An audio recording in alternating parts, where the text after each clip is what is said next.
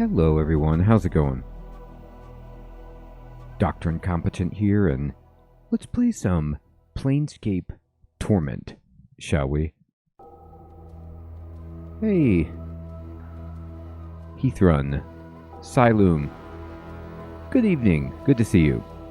So we're going to be playing Planescape Torment Enhanced Edition. This won the poll for the week. This is a classic CRPG, in that kind of like Baldur's Gate era, and it's heralded by many to be one of the better written RPGs of all time. Now, I played Planescape Torment when it came out for maybe a couple of hours, and this was years ago, and then I bounced off, got distracted by something else, and never went back. And I've always meant to return to this game because it's held in such high regard. I remember absolutely nothing from my previous experience with the game except that there was a lot of reading involved, and I'm excited to check it out and see what this game has to offer to a gamer in 2024. Hermie, good evening. So we're going to go New Life. Alright. So, character creation. By the way, I got the Enhanced Edition on, I think it was on the Humble Bundle. It was like 75% off. And I know you can get like the original version and mod it or whatever, but this version just allows you to play at your monitor's native resolution and then has some scaling options and makes it run on a modern machine, so I was all for it. I know there's also some small quality of life features and other things that they've added, like a zoom or something like that, and some highlighting. And it was done by, I believe, one of the primary developers of the game. So, I'm excited. Okay. This is the character generation screen. Modify your statistics by clicking on the plus and minus buttons for each statistic. Move the cursor over each statistic for a description of its purpose. I believe they also did add some pop-up tutorials with the Enhanced Edition, so that'll be useful. You could see, and this kind of reminded me, I recently booted up Fallout 2, and just this classic architecture of the UI that these, 1990s CRPGs had, where it was very, very hand-drawn and cut in and stylized, and there was no, it was not minimal, it was very elaborate. Hey, Echo Papa, what's up, my friend? Thank you so much for the Prime sub. Well, that is a great question. We're going to see as we go, Hermie. Planescape is a kind of Dungeons and Dragons realm, or I believe so. I believe it's like an alternate rule set, like Spelljammer, or maybe it's not D&D at all, but in that wheelhouse. And yes, exactly. It's got all kinds of stuff going on. So we're going to find out. My memory is foggy on exactly the origin of it, but oh, awesome, Papa. So good to have you, my friend. So what do we want to do with this character? I have 21 character points, 10 armor class, 20 hit points. I want to do what I always do, and let's see what intelligence says. Your memory, reasoning, deductive skills. A high intelligence helps you regain memories faster, gives you more dialogue options, and aids your mage skills. Oh, I see, Hermie. Well, I'll answer your question right here. I plan on going wizard. I always try to go some kind of wizard build. I can't remember if this game has psionics or not, but I'm going to go intelligence and see what happens here. We can boost this up. Does it get more expensive as I go? No.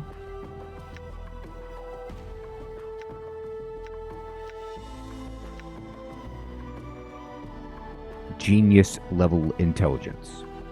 Okay, so we can put our intelligence at 18. How high can I go with this? That's the max. Okay. So let's max out intelligence. I mean, I'd love to, Hermine, but we've got to at least attempt to be responsible. So let's see what else we've got. Wisdom is intuition, common sense, and willpower. A high wisdom helps you recall memories and gives you a bonus to experience. Well, that's great. Let's be like super wise and intelligent and just bad at everything else. We could also be, let's see, persuasive and magnetic, maybe. Or we could just be a kind of like off-putting scholar. That's also pretty nice.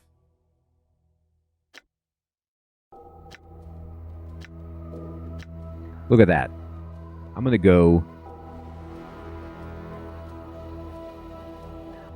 That's what I'm hoping for, Hermie. Power word chill right out of the box. Okay, I'm going to go with a little bit of charisma as well. I'm still average, but this build is hilarious. Like, this could be terrible for me, but I love the idea of getting memories, getting experience, being smart, and not being strong, not being fast, and having no hit points. I will probably die many, many times, and this is a terrible idea, and we're going with it anyway. I'm the nameless one. I can't do anything with this. I'm going to go ahead and say accept. Oh boy. Looks like I'm waking up on an operating table here. And I'm talking... Oh, I actually remember this. The floating skull. Putting the blinds on the dusties. I thought you were a debtor for sure. Oh, he talks. Okay. That's amazing. All right, I forgot about that. So, number one, sorry I interrupted the talking skull. I forgot that he talked. I thought I was going to be reading all of this. Number two, the UI is awesome. I love the tubes and, you know, the rusty metal. It just is very, very 1990s. Now, I think I can actually zoom in on the camera a little bit, and we'll kind of tweak the settings if we need to, but I was able to adjust the font size, and I like this. It's very readable at this resolution. Who are you? Oh, there's not that much dialogue. He just said that. So all he said was, "Hey, Chief, you okay? You playing corpse or you putting the blinds on the dusties? I thought you were a debtor for sure." I said, "Who are you?" He says, "Who am I? How about you start? Who are you?" I don't know. I can't remember, or I asked you first, Skull. Let's be cordial. I can't remember. You can't remember your name. Well, next time you spend a night in this burg, go easy on the bub. Name's Mort. I'm trapped here too. Trapped? Yeah, since you haven't had time to get your legs yet, here's the chant. I tried all the doors, and this room is locked tighter than a chastity belt. We're locked in? Where? What is this place? It's called the Mortuary. It's a big black structure with all the architectural charm of a pregnant spider. Fascinating. Very vivid imagery there. The mortuary. What, am I dead? Not from where I'm standing. You got scars aplenty, though. Looks like some Burke painted you with a knife. All the more reason to give this place the laugh before whoever carved you up comes back to finish the job. Scars? How bad are they? Well, the carvings on your chest aren't too bad, but the ones on your back... Mort pauses. Say, looks like you got a whole tattoo gallery on your back, Chief. Spells out something. Tattoos on my back? What do they say? He really does, Heathrun. He's a silly one, this floating skull. Heh. Looks like you come with directions. Mort clears his throat. Let's see, it starts with... I know you feel like you've been drinking a few kegs of Styx wash, but you need to center yourself. Among your possessions is a journal that'll shed some light on the dark of the matter. Farad can fill you in on the rest of the chant if he's not in the dead book already. So you can see this is like highly stylized writing.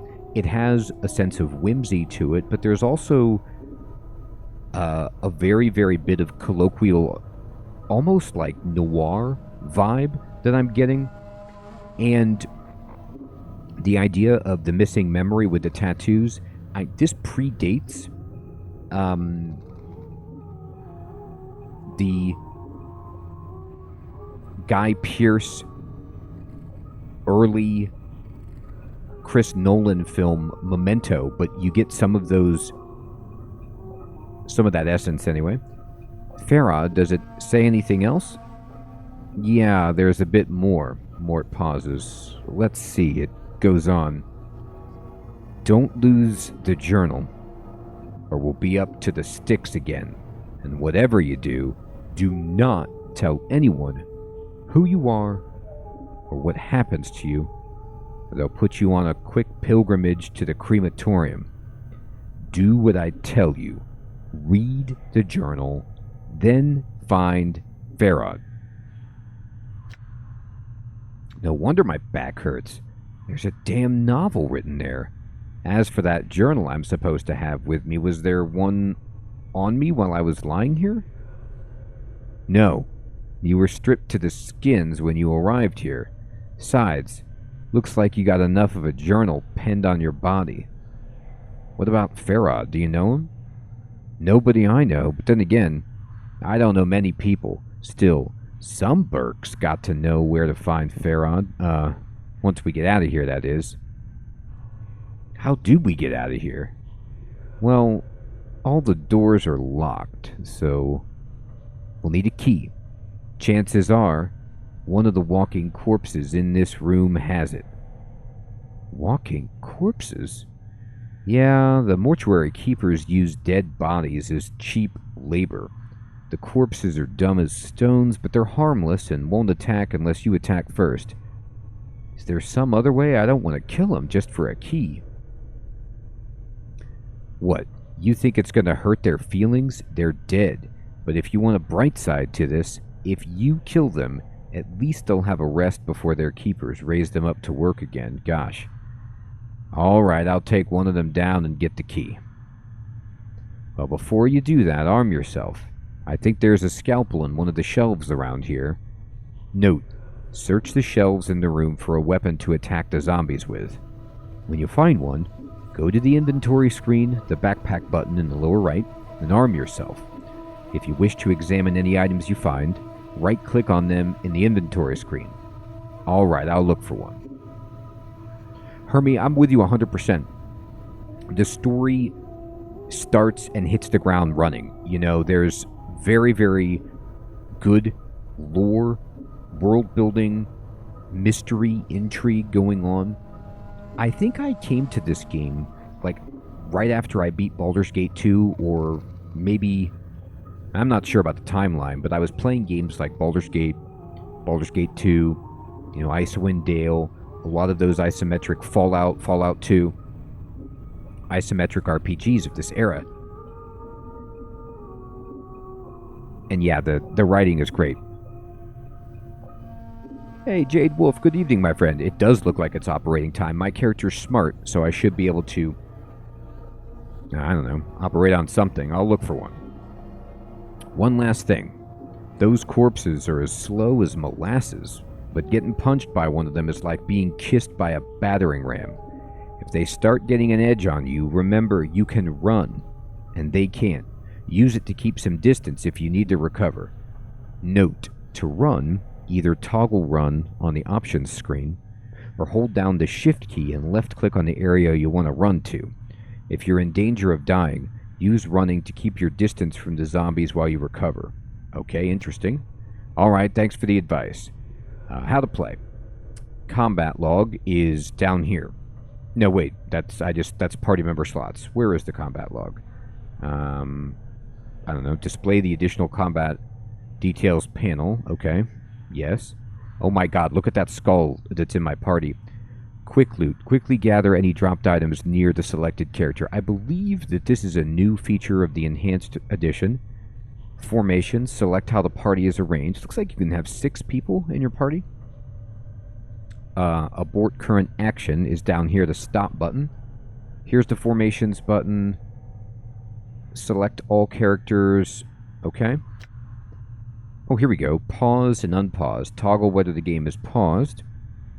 Actions can still be assigned while paused. Right. So this is a kind of a real-time RPG. Select weapon. Swap the weapon and selected character is using. Weapons are added to this menu via the inventory page. Note, most enemies can be attacked by selecting them in the game world. This menu is only needed for changing weapons or attacking neutral NPCs. Oh boy. Here's a spell. So the weapon is the sword. The spell is... It's kind of hard to see. I'm just assuming it's a magical orb or something. Select item. Select special ability. And then start talking to somebody if you want to talk to a party member. Here is my journal. Yeah, magic mirror indeed. Review quest objectives, journal entries, and bestiary entries, character statistics. Right here. Open dialogue window.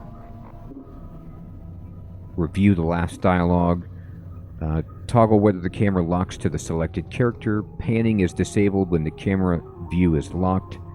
Toggle party AI. If active, party members use basic combat behavior. Turn off for full combat control. I will be turning that off. And let's see here. What is this? Rest party.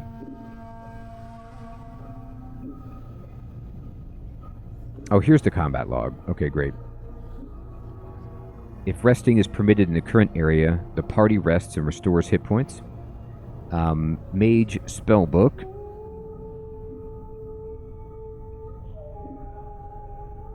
Here we go. Map screen. Inventory. Okay. Show. Hide. Hit points. Toggle whether this character displays a health bar or shows hit point values. Okay. Fair enough. It is, Echo. It's exactly like that, my friend, which is what drew me to the game in the first place and why I'm glad to come back to it. It really brings back the memories of those era games, and this font is like, what, this is the Diablo font, basically. Okay, I'm going to pause the game with spacebar, and look at this. You can zoom in and out with the mouse wheel, which is so awesome. Hey, Gecko, good evening, my friend. Good to see you. Yeah, I'm pumped. So, I had read something about this when I was purchasing this. You see there's a little bit of an outline on the sprites, and they do this to make them more visible, but I actually don't like how that looks. I am going to go into the graphics, and I'm going to turn off the outline. It says highlight selected sprite. Right, I don't want that. I'm gone. Let me see. No, that seems to still be there. Maybe I have the wrong thing done. Oh, it was on the first page. Thank you. Ah, sprite outlines. There it is. Great. Perfect. Thank you so much. Okay. I'm not sure I turned it on or off or not, but we'll hope so. I know. Icewind Dale was really fun, isn't it? Okay, so let's see here. I think there's a button to highlight objects. This is definitely something I could highlight. Yeah, Alt-Shift-Control doesn't do that. Let me just see if there is a keybind for that.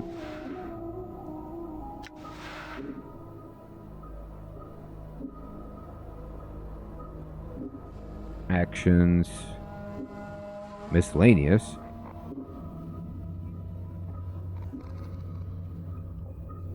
Huh. No, it doesn't look like there's a highlight objects. I'll just have to move the mouse around. That's fine. Jokers, good evening, my friend. I did. Thank you for that suggestion. I still need to add it to my wish list. Alright. So, I guess I can run over here. You can see him running. Ah. I keep using WASD to move. Alright, let's check the table. So there's some bandages here. So I'll take them.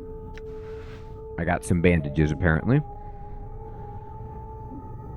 And maybe there's a scalpel on this table? Or on the shelf over here. Alright. Here we go. Got the scalpel. So here's the zombie down here. Alright. You found the scalpel. Now go get those corpses, and don't worry. I'll stay back and provide valuable tactical advice. Maybe you could help me? I will be helping you. Good advice is hard to come by. I meant help in attacking the corpse. Me? I'm a romantic, not a soldier. I just get in the way. When I attack this corpse, you'd better be right in there with me, or you'll be the next thing that I plunge this scalpel in. I mean, I don't know what plunging a scalpel in a floating skull would do, so I'm just going to be like, alright, fine. Time to introduce these corpses to the second death den. Note, although you can attack by selecting a weapon from the quick menu, pressing the A key also toggles the attack cursor. Okay. So let me just quickly see something. Do I have any spells? Apparently I don't. Let me check my spell book, actually. Nothing. Alright. Let me see his table. He's got nothing. Oh my gosh, you are so right, Heathrun. Tab is the key I was looking for. Thank you. I love this. Perfect. That's exactly what I wanted. Okay.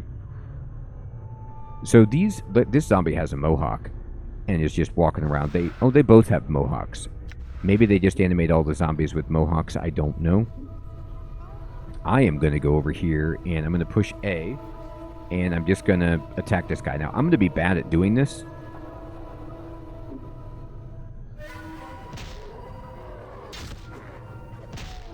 Got him. 65 experience. I guess so, Hermie. Yeah, they're lurching around. He had a bandage. I'll take it. Okay. I've checked the tables. This one has a question mark, like as if there's something on it, but... Anyway. Yeah, I think they are half mummy. So he didn't have my journal. So I'll just attack this guy too.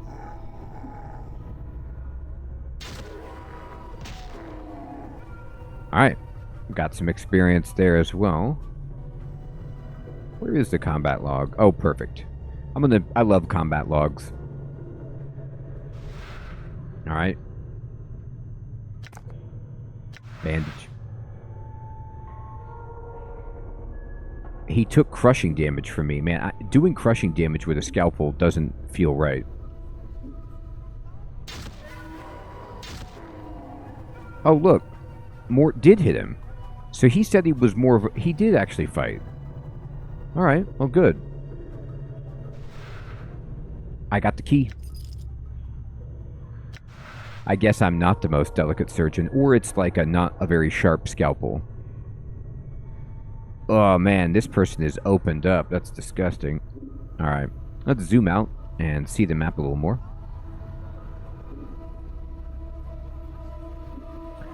Alright, so I have a key to all sorts of chambers here, but I don't know which is the right way to go. Let's just pretend like this is it. Okay, I don't have the key for that here. I'm going to go over here. Run. Looks like there's no stamina or anything, like you can just run.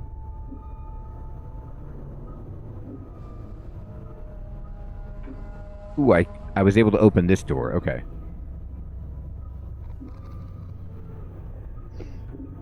Psst. Some advice, Chief.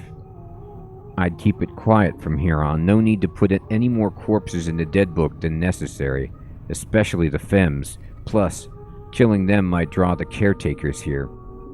I don't think you mentioned it before. Who are these caretakers? They call themselves the Dustmen. That's never good. You can't miss them. They have an obsession with black and rigor mortis of the face. They're an addled bunch of ghoulish death worshippers. They believe everybody should die. Sooner. better than later. Okay, that's bad all around. I'm confused. Why do these dustmen care if I escape?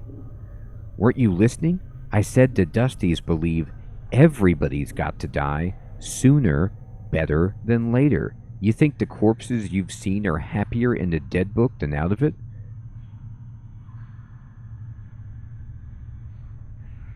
Oh, cool. Good evening, Sentience. Thank you for the recommendation, my friend. The corpses I've seen. Where'd they all come from? Death visits the plains every day, Chief.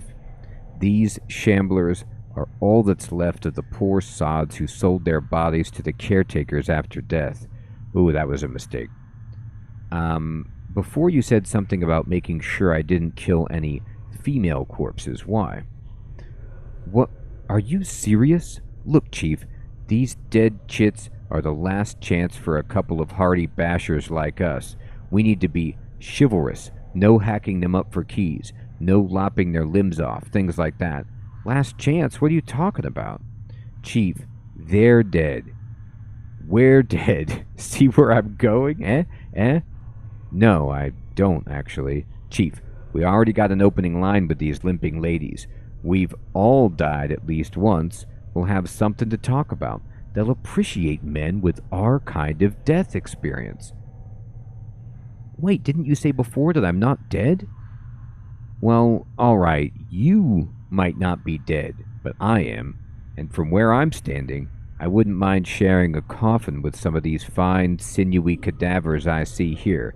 Mort starts clacking his teeth as if in anticipation. Of course, the caretakers would have to part with them first, and that's not likely. I mean, this guy's a corpse. I mean, just a skull. And he's like, I'd like to spend some time with these zombie ladies. Alright, I'm not gonna dissuade you. Awesome sentience. He is ridiculous, isn't he, Heathrun? Alright, I'll try and remember that. Look, Chief, it's obvious you're still a little addled after your kiss with death. So I got 2 bits of advice for you. 1, if you got questions, ask me, alright? Note, to speak to a party member, select the talk option from the quick menu, then left-click on the party member you wish to talk to. Alright, if I have any questions, I'll ask you. 2nd, if you're half as forgetful as you seem to be, start writing stuff down. Whenever you come across something that might be important, jot it down so you don't forget. If I had that journal I was supposed to have with me, I'd do that. Start a new one then, Chief. No loss. There's plenty of parchment and ink around here to last you. Alright, it couldn't hurt. I'll make a new one. Use it to keep track of your movements. If you ever start to get cloudy on important things like who you are, or more importantly, who I am, use it to refresh your memory. He doesn't know who he is either. That's awesome. Okay, to access your journal, select the journal button on the quick menu. Your journal will automatically be updated throughout the game. Great. Alright, let's go. Updated my journal. I like the character's voice. It's sweet. Updated my journal. Alright, we don't want to kill anybody else. Let's just kind of take a look. I can look at... Oh, you can, like, get some flavor text. Cool. Blood stains, rust, and other remains cover the surface of this metal slab. It is much larger than most of the other slabs and is sitting on a platform that allows it to be rotated. I see that. I'm really glad that these zombie workers just lurch around and don't attack me. It's quite kind of them. Alright, we're in.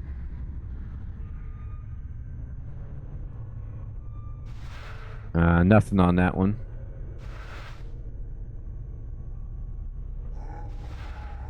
Oh my god, receiving room logbook. Oh, I thought that was my journal. Oh, yeah, exactly, Hermie. That seems like Mort, right? Alright, so find Farod is in my journal, and find your missing journal is in my journal. What an amazing entry to have. This is my new journal, mind you. From what Mort read from the directions tattooed on my back, I need to find someone named Farad. I'm not certain where to start looking. Hopefully asking some of the locals in this strange place will allow me to track him down. Yeah, Echo, there certainly was in Baldur's. I think Hermie had told me, or Heathron rather, that it's tab in this game and it works perfectly.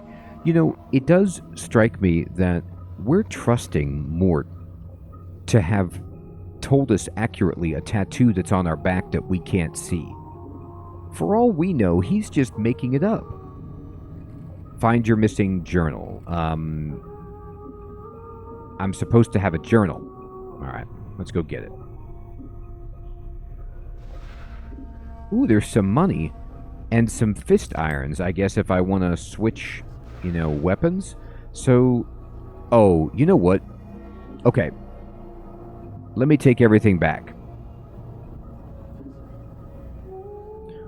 I was not doing bludgeoning damage with a scalpel. I never equipped the scalpel. For some reason, I thought it had auto-equipped me. It did not. So I'm just punching people. So that's my mistake. Let me see. I can right-click on the scalpel. It does piercing damage, which you would expect. And it's speed 1, 1 to 3 piercing. Where are my fists? The fists are just as good. Now, the fist irons are not usable by mages, which I don't know if I have a class. What is this eyeball? This is your eye. It looks like it's seen better days. What am I doing with it? Is it in my head? Can I take it out and replace it? Oh boy. I don't understand this at the moment, but that's hilarious. Okay. So I don't know if I'm a fighter at the moment. So I can use this, but maybe that's just because I don't remember. I haven't picked a class or anything. Alright. So I got these fist irons. I'm going to check this out. Nothing here. Sad. Makes me cry. Oh, what's this big book? Oh my god, that is a big book. Oh, there's somebody in a flying wheelchair. This book is huge. It must contain thousands of names. It's the Book of the Dead. Oh, this guy's name is Doll. Can I talk to this guy? Hey, Doll. It's me. This scribe looks very old. His skin is wrinkled and has a slight trace of yellow like old parchment. Charcoal gray eyes lie within an angular face, and a large white beard flows down the front of his robes like a waterfall. His breathing is ragged and irregular, but even his occasional coughing does not slow the scratching of his quill pen. Greetings.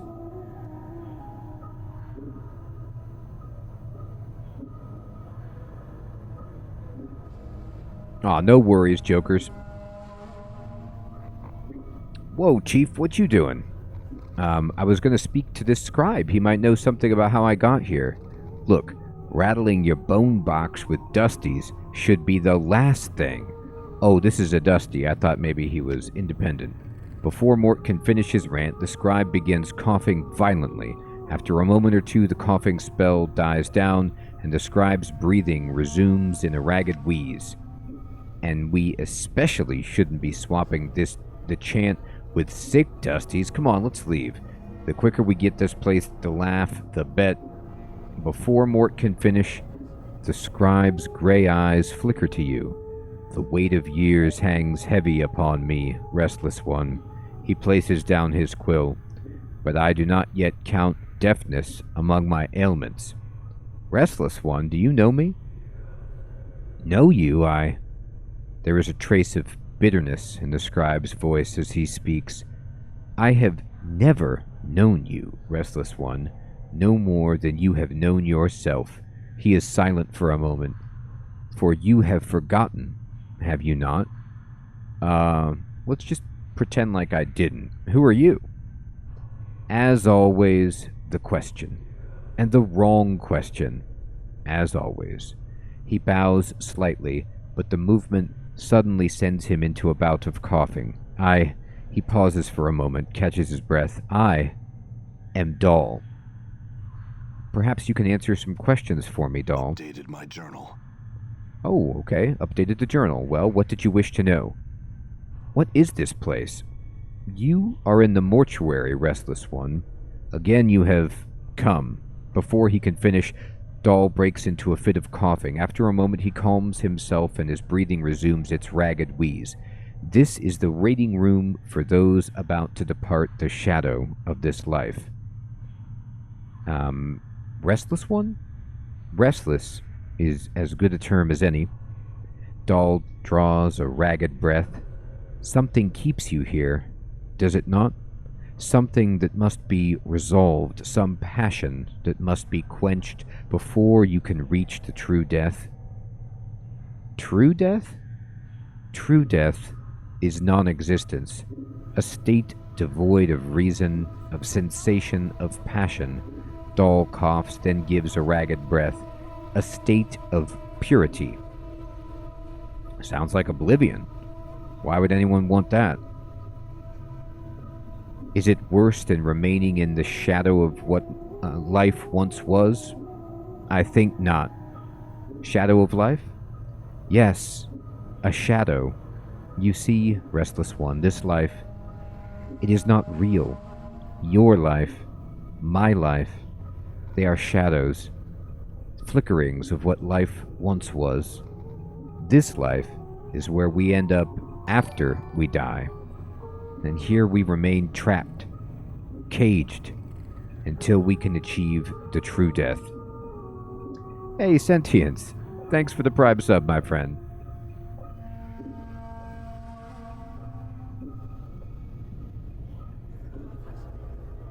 I hope you're enjoying your dinner, my friend. What makes you think this life isn't real? What makes you think this life is real? Look inside yourself. Do you not feel something lacking? Dahl shakes his head. This is a purgatory. There is only sorrow here, misery, torment.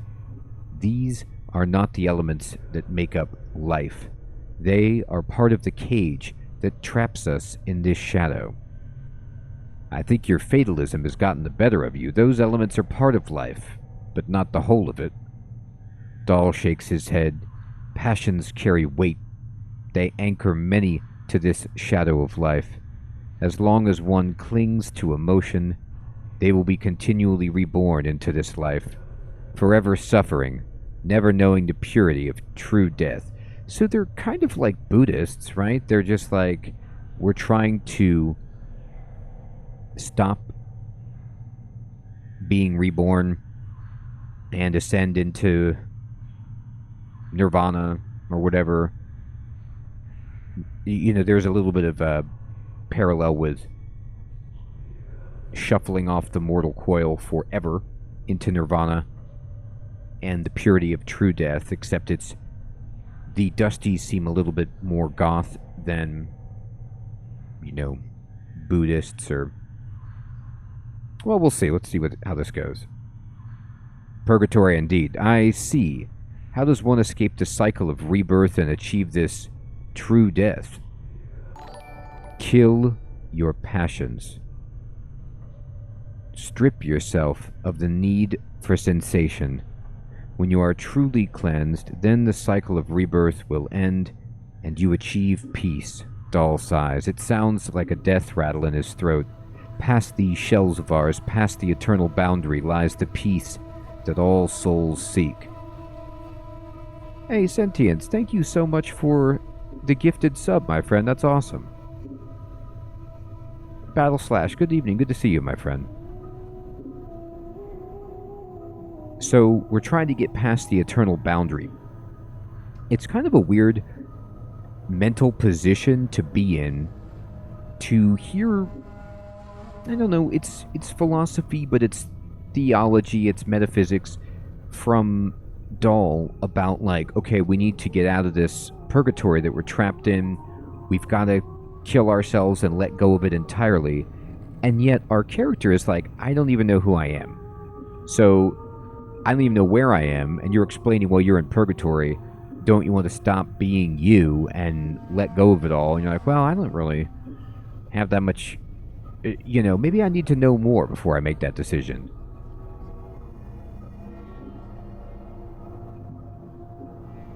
He does. He does seem to, yeah, it looks like he seemed to suggest that I keep coming back here because I'm the restless one. But I don't know if that's, a collective term or if I'm actually something unique that just keeps getting spawned here. The eternal boundary? The boundary between the shadow of this life and the true death. Okay, so I've asked him about true death.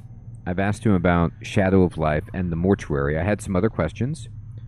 How'd I get here? Dahl snorts in contempt, as if he finds the memory repugnant. Your moldy chariot ferried you to the mortuary, restless one. You would think you were royalty based on the number of loyal subjects that lay stinking and festering upon the cart that carried you. I arrived on a cart? Updated my journal. Okay, journal updated. Maybe my journal's there. Yes, your body was somewhere in the middle of the heap, sharing its fluids with the rest of the mountain of corpses. Dahl breaks into another violent fit of coughing, finally catching his breath minutes later. Boy, this is a slow conversation. Your seneschal, Farad, was... Oh, okay, here's some Farad. As always, pleased to accept a few moldy coppers to dump the lot of you at the mortuary gate. So he's like Farad's... like my manservant? Who is Farad? Hey, Cody. Good evening, my friend. Good to see you. He is a collector of the dead. Dahl draws a ragged breath and continues. We have such people in our city that scavenge the bodies of those who have walked the path of true death and bring them to us so they may be interred properly.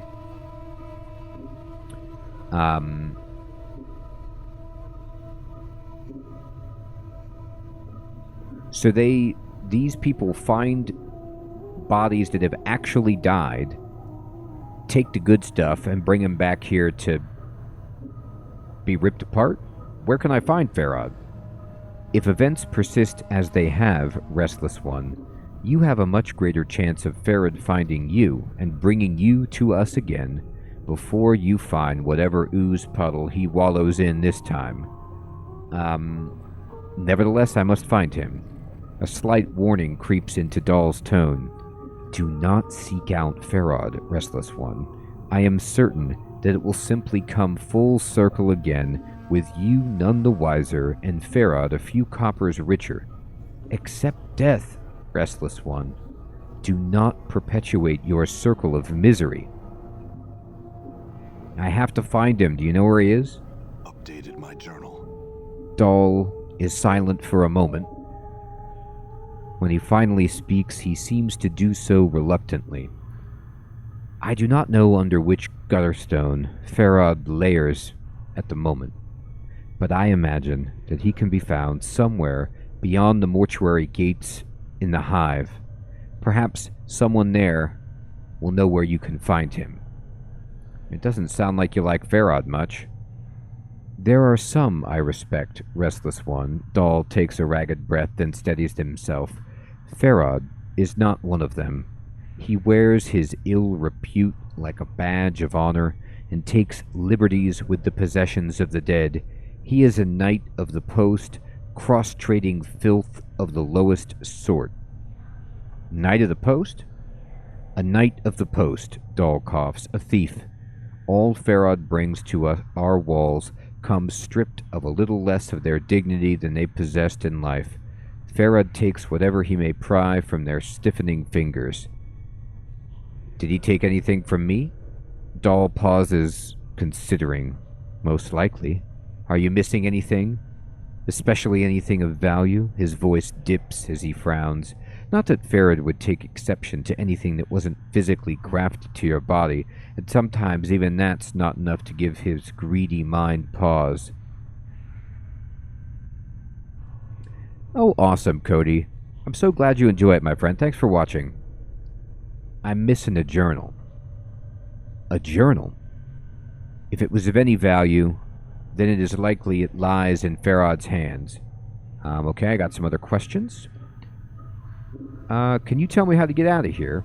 The front gate is the most obvious exit, but they will not let anyone other than dustmen pass. Dahl breaks into a ragged cough, then continues. One of the guides by the front gate has a key to it, but it is unlikely he will open it for you unless you are extremely persuasive. Well, if you saw what I put into my charisma, I am not extremely persuasive. I see I had some other questions. Do you know who I am? Updated my journal. I know scant little of you, Restless One. I know little more of those that have journeyed with you, and who now lie in our keeping, Dahl sighs. I ask that you no longer ask others to join with you, Restless One. Where you walk, so walks misery. Let your burden be your own. So, it's interesting. I'm not sure if the game is like talking in a meta way about you as a player character controlling a party and then your party dying and coming back here and what might end up happening if party members die in the future, or if they're suggesting not meta, just really this is what happens with this character, like whoever is his traveling companion ends up dying, but he's somehow able to get reborn and they aren't, or a little of both. Yeah.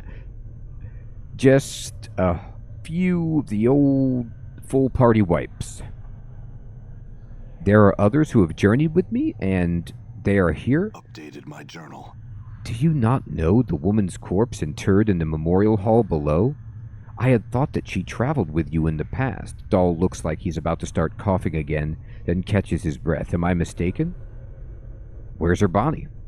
The Northwest Memorial Hall, on the floor below us. Check the buyers there. Her name should be on one of the memorial plaques. Mayhap that will retrieve your memory. You said there were others. Who else is here? Doubtless there are, but I don't know their names, nor where they lie. One such as you has left a path many have walked, and few have survived. Dahl gestures around you. All dead come here. Some must have traveled with you once. I will look for them then. I find no fault with your reasoning. I had some other questions. What do you do here? I am a scribe, a cataloger of all the shells that come to the mortuary. Dahl coughs again, then takes a deep breath. As long as the stream of corpses flows through the mortuary, I shall remain at my post. You say that I've been here more than once. How is it that the dustmen do not recognize me? Updated my journal. I am the one that catalogs the shells that come to our halls, Restless One. Dahl breaks into a fit of coughing, then steadies himself. Only I see the faces of those that lie upon our slabs. The dark of your existence lies safe with me. Okay, good. I'm glad. Tell me more. This is where the dead are brought to be interred or cremated. It is our responsibility as dustmen to care for the dead, those who have left this shadow of life and walked the path of true death. Dahl's voice drops in concern. Your wounds must have exacted a heavy toll if you do not recognize this place. It is almost your home. Dustmen? We dustmen are a faction, a gathering of those of us that recognize the illusion of this life. We await the next life and help others on their journey. Oh. So, the next life, I kind of thought true death was jumping out of the cycle of death and rebirth, but they're saying you go back into it, but into another cycle or something else. Or I don't know. Perhaps you can explain why the dustmen want me dead? Dahl sighs. It is said there are souls who can never attain the true death. Death has forsaken them, and their names shall never be penned in the dead book. To awake from death, as you have done, suggests you are one of these souls. Your existence is unacceptable to our faction. That's sweet. They're like, you make our dogma not work. You're breaking our religion. Please die. I know. Unacceptable? That doesn't sound like it leaves me in a good position. You must understand, your existence is a blasphemy to them. Many of our faction would order you cremated if they were aware of your affliction. This guy's being nice to me. You're a dust man, but you don't seem to be in favor of killing me. Why not? Because forcing our beliefs upon you is not just. Oh, he's reasonable. You must give up the shadow of life on your own, not because we force you to. Dahl looks about to break into another coughing jag, but he manages to hold it in with some effort. As long as I remain at my post, I will protect your right to search for your own truth. It feels like that, doesn't it, Heathrun? Okay, got some more questions. You sound ill. Are you not well? I am close now to the true death, restless one. It will not be long before I pass beyond the eternal boundary and find the peace I have been seeking. I tire of this mortal sphere. Dahl gives a ragged sigh. The plains hold no more wonders for one such as I. Are you certain there might be some way I could help you? I do not wish to live forever, nor live again, restless one. I could not bear it. All right, so be it. Farewell. As you turn to leave, Dahl speaks. Know this. I do not envy you, restless one. To be reborn as you would be a curse that I could not bear. You must come to terms with it. At some point, your path will return here. Dahl coughs, the sound rattling in his throat. It is the way of all things, flesh and bone. And perhaps we will meet again, Dahl. All right. So we talked to him for a while and got a bunch of information. Let me just kind of go over here, see if there's anything on this table. There is not. This corpse has been completely wrapped in bandages like a mummy. That it has. These barrels contain a murky liquid. It smells like a cross between vinegar and formaldehyde. Smells delicious. It's like it's Dahl's aftershave. Nothing there. Okay, I opened it. I'm going to zoom out because, you know, I'm going to go back. Can I go down the steps and find my traveling companions? Or maybe I'll come across them from a different way. This looks like maybe a staircase. That goes up, but maybe I'm looking at this wrong. What does this do? It's locked, okay. Is there a run toggle? Yeah, I haven't seen the downside either, Hermie. I mean, I don't know if there's a stealth mechanic in the game. It doesn't look like there is, and I don't see any stamina with my character. Let's see, was that a gameplay option? Always run. Oh my god, yes. I love it. Thank you.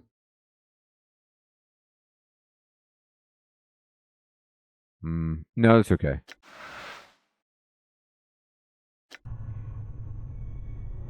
Oh, that's awesome.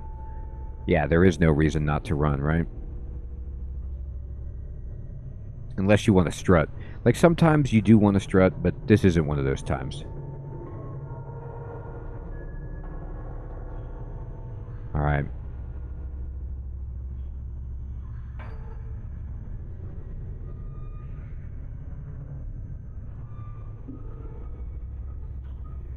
Nah, this is just a balcony, okay? This gate looks sealed shut. There is no lock or other means of opening it. Alright. That would be funny. I will allow you to be reborn, and I will keep your secret safe from the other dustmen, but running I cannot abide.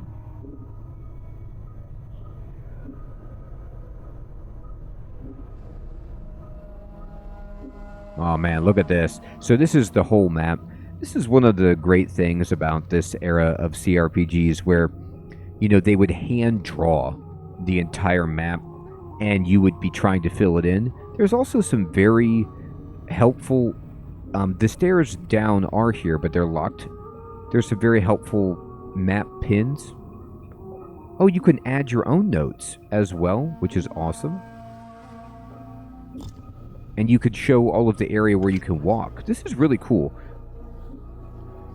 I don't know how much of this was added for the Enhanced Edition, but I really appreciate it.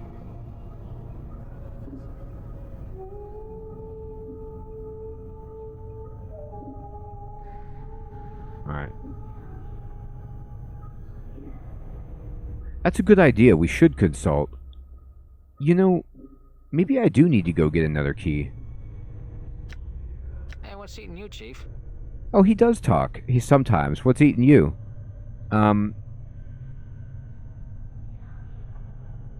How do I use these bandages? So everything else I had already talked to him about. To use the bandages on yourself, right-click on them while in the inventory screen. To use them on another person, first place them in one of your quick item slots on the inventory screen. Next, select the bandages icon from the item quick menu on the world screen and then click your target. Okay. Hey, Fading, good evening, good to see you. Thanks, I think I can handle it. Alright, let's go looking then, because, well, let's check the journal.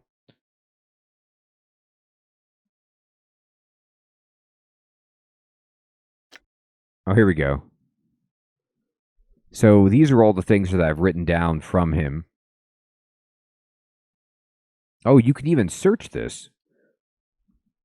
Whoa, look at this. Again, I don't know if this was an original portion of the game or this was enhanced, but the fact that the journal is text searchable for the entire game is really, really cool. Like, I can search for this guy's name and find every entry and have it highlighted. You kind of wish every very, very text-heavy RPG had that. I know, isn't that awesome? Like, I could say, oh, Doll, my good buddy Doll, and then, or whatever. Mort. It's awesome. Okay. So, I think I missed something, unless there's another key around here. I don't want to just willy-nilly kill things.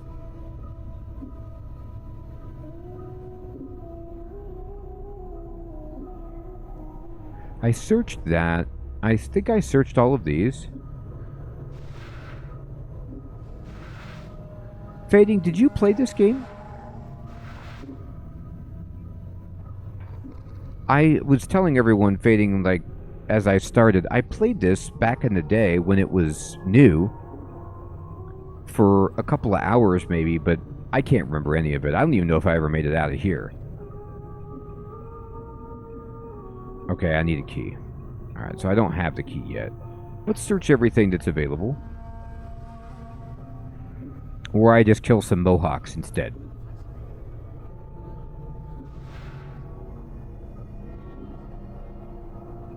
That's a good idea, Hermie.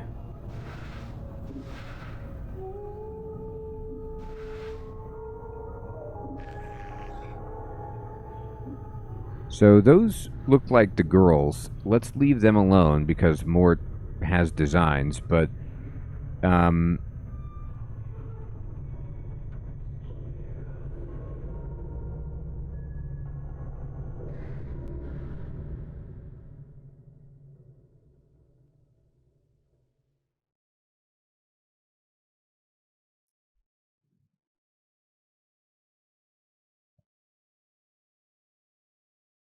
so let's see if I can find on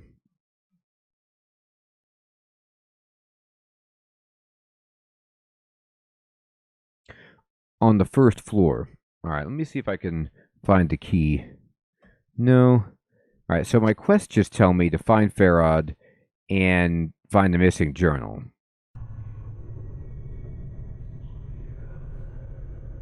It said she was on the floor down below, but I can't open the door to it because I need a key.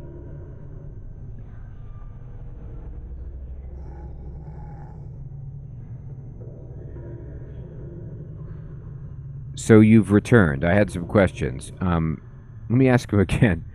How do I get out of here? The front gate. Okay, so one of the guides by the front gate has it. Farewell.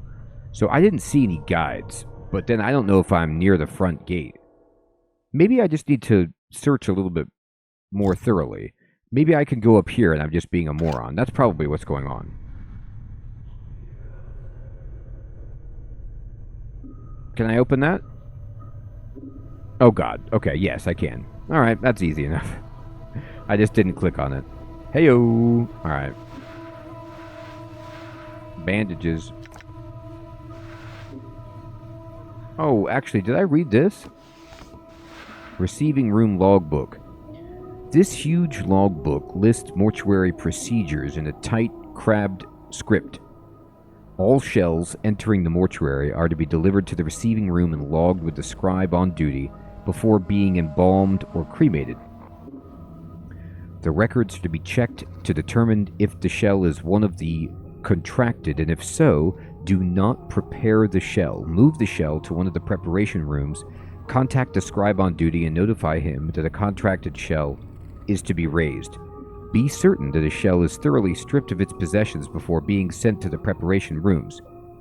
The contracted workers are intended for simple manual labor and do not have the capacity to search and strip a shell. So these are all the people that took money from the dusties or the mortuary to let their body be used for manual labor for eternity. The faction is not responsible for any possessions lost. I love this. Even in whatever world and dimension and time we're in, there is this legalese clause for not responsible for any possessions lost or stolen. The shell's possessions are to be stored in the receiving room until an initiate can be sent in to claim them. Please catalog all possessions in the log book.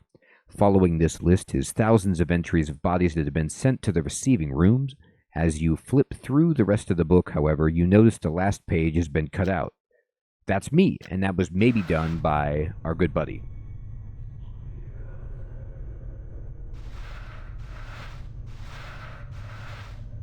Alright.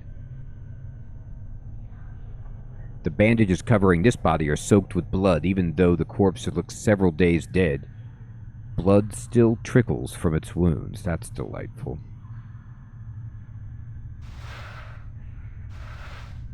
Alright, let's see here. I mean, the labor cost of the mortuary must be really low. It's mostly zombies and doll at the moment is all I see. Let's see if I can open this up. I can. My key is very good at some of this.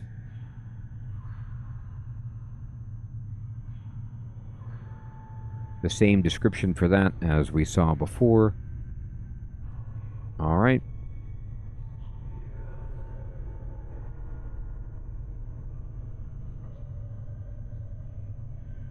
Ooh, God, there's entrails. That's not pretty. Jar of embalming fluid. Well, yeah. It's probably like ecto cooler for me. I'll take it. What does this do? Oh, it actually is good. Usable only by the Nameless One and more. Look at this. I just guessed as a joke that my character could drink it, but he can. This is a sealed jar of embalming fluid. It's used as a preservative for dead bodies. As an added benefit, the smell of the fluid is more than sufficient to mask the smell of any rotting bodies it is used on. Effects are temporary. So I could drink this for a buff. I get extra hit points and armor class. That is hilarious. How many games do you play where you get to drink embalming fluid to give you a buff?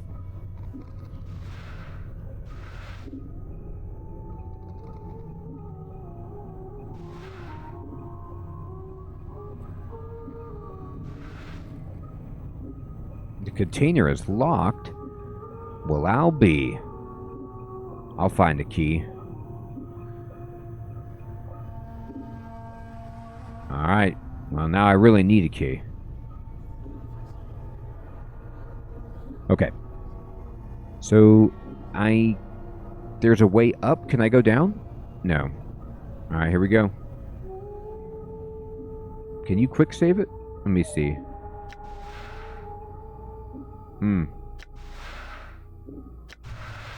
Let me see if there is a key for that, by the way.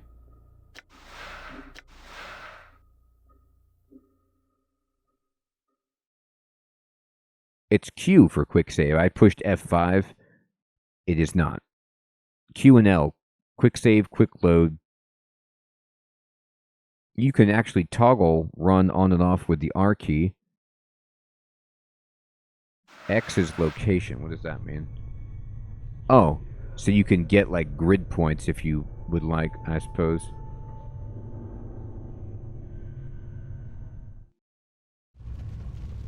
We are on the 3rd floor of the mortuary. All right.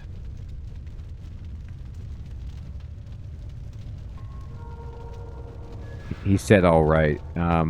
There's a charcoal charm. What's this? This piece of charcoal is a charred bone fragment of some creature, perhaps a finger bone or a talon. Various symbols have been scratched onto its surface. The scratchings are so faint you almost miss them. This charcoal charm temporarily protects the user against flames and extreme heat. It does. To use it, the charred bone is snapped and both halves are ground to powder. Then the charcoal dust is rubbed over the heart of the user. That sounds like a fun process.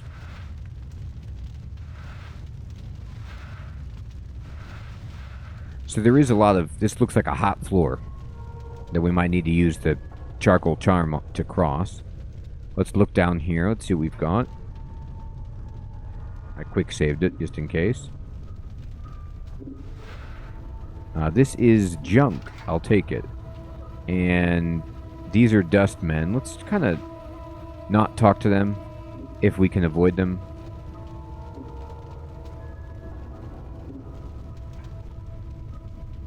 Exactly, Hermie. Do you mind if I rub this on my heart? It's going to take about 20 minutes. I need some protection against whatever fire attacks you're planning. Can I talk to you? This skeleton, number 748, according to the number chiseled above its brow, oh my gosh, they chiseled a number on its head, is odd only in that some of its teeth appear to be false ones made of reddish-brown stone. They're clearly not valuable, however, as its caretakers would have otherwise removed them. Pardon me, have you... I have to ask, why the smock? I mean, it's not like you have anything to be modest about. Let's examine it. Someone has taken care to bind the bones of this skeleton with leather straps woven around the body in such a pattern that they resemble muscles and tendons. The straps are secured to metal bolts punched into the skeleton's joints. This skeleton looks like it has seen a great deal of service. Many of its bones are chipped and numerous fractures are bound with sealant and foul-smelling glues. Try and pry out the skeleton's joint bolts. Aw, leave it in peace. Wonder if this Greybeard wouldn't mind if I borrowed his body. Hilarious. Greybeard? Greybeard, you know, geezer, old fella, yellow dog, old. Well, I don't think he's in any position to object. Why not take his body? Mort studies the skeleton for a moment, then shakes his head. Nah, I need a fresher one than this, and something with a little more dignity. This one's all creaky and fractured. Alright then. Biscuit, good evening, good to see you. I love that I could talk to this guy. Oh, it's another dust man. Well, I probably shouldn't talk to him. Let's just kind of sneak around.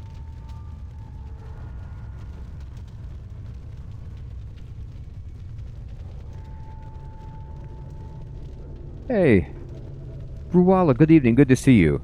I know, I did too, but the lingo in Planescape is something else. Uh-oh, don't talk to me. Oh, he said, you there, hold. No, I'm not going to hold. Oh, they walk pretty slow, though. I'll take the junk. Maybe I can sell that. They did tell me before to run. Oh, task list. Embalming charm lesser. Okay, let's see. This strange metal bracelet has directions inscribed on the side of it. Judging from the crude text, it appears that the bracelet works by being held by a living creature, then while pronouncing a mantra to the true death, It is touched to the forehead of a zombie or skeleton. When this is done, the minor enchantment held within the item spreads through the corpse, strengthening their bones, killing traces of corpse rot and or grave mold, and helping to seal minor tears in the skin.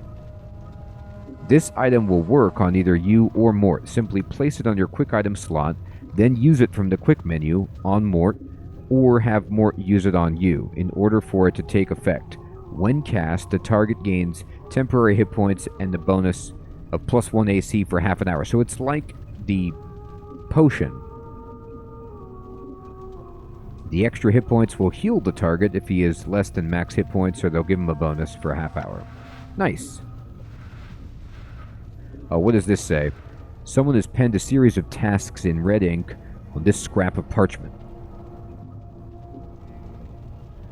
I would like the contracted workers to be inspected thrice daily at the end of each work shift when the new initiates come to duty. We have experienced too many contracted collapses while engaged in heavy labor as of late, and I fear the embalming enchantments initially used on the corpses may be decaying or may have been warped somehow.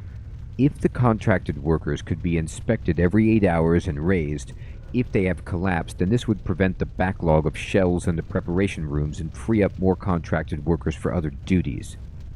I do not wish collapsed bodies to be disposed of. When possible, the original contracted shells are to be raised and made to resume their duties. I have included spare embalming charms within the shells for the initiates on duty. They are to be used only when the shells cannot be repaired with stitching, bandaging, or applications of embalming fluid. Sounds good. It's locked. Alright, I'll take a bandage.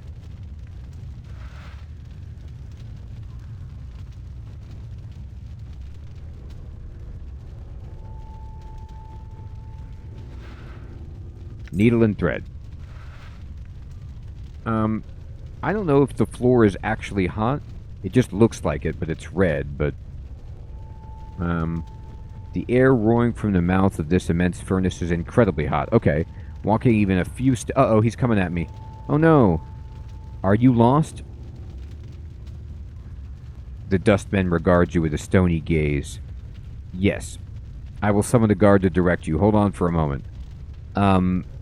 Snap his neck before he could call out. Leave, quickly. The dustman takes a step back, then claps his hands together sharply 3 times.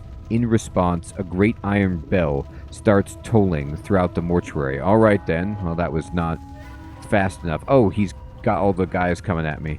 Okay. This is less than ideal. Run. Go over here. Go over here. I'm just exploring while running and praying I don't get killed by dustmen and other bad guys. I'm going to pause it. Let me look at the map. Storage room, crematorium, stairs down. Alright, maybe I should just hit the steps.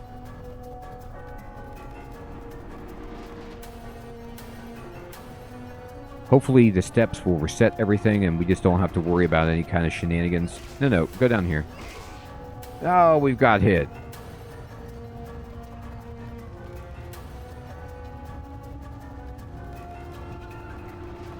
Go down the steps, dude.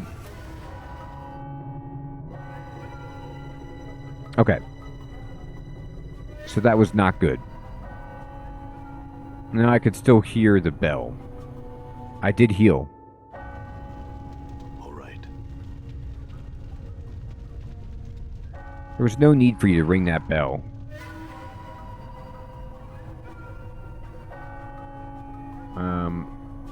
Here you go. Open this, yeah. Open that. Pry bar. Okay, good. Dustman request. It's locked. So, I'm going to pause it. Can I use this pry bar to open stuff? Crushing damage.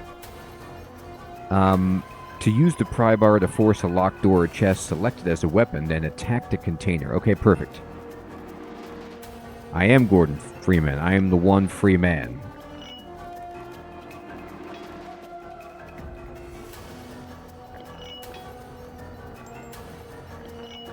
Alright, I got it. Now, I'm actually going to leave because I can use this on some stuff down below. I don't know if I need to fight everybody here. I mean, I can.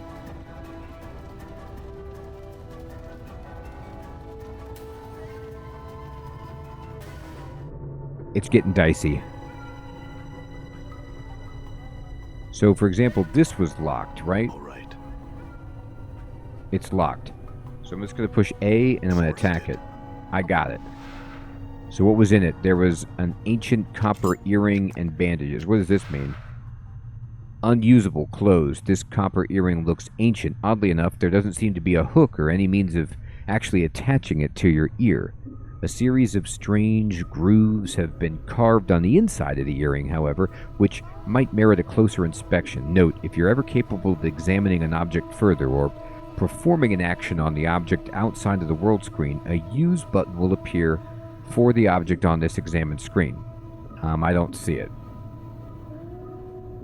This button allows you to manipulate it through a dialog screen.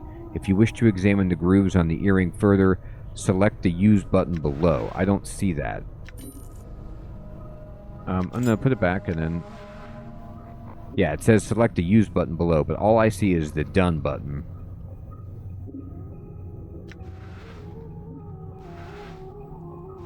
Oh, you have to look at it from your inventory itself, not from the screen I was on before. Voila, that's a good point. We definitely need some more bongos. This copper earring looks extremely old. It looks like it was meant to be worn, but there doesn't seem to be a hook. Examine the grooves.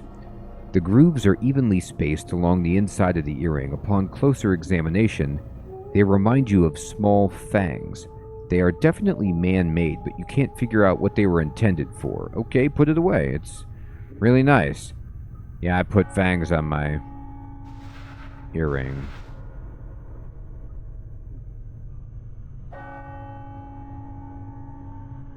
Failed. So I can't bash that thing open. They are not stopping with that bell. I feel like I did find another locked container somewhere. Maybe in the preparation room. Let me look to see if I can remember that.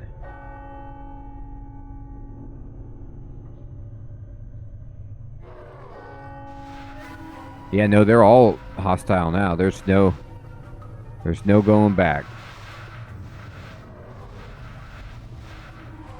Man, that's messed up. Alright, fine.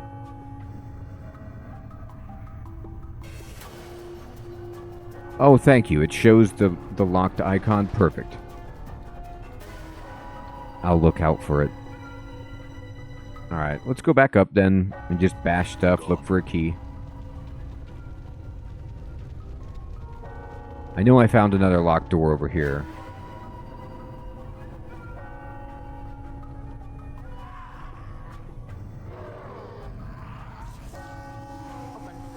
Forced it. Alright, clot charm, commons. Okay, we got some money. I'm just running from it. I don't really see a reason to fight, so I'm just going to do that.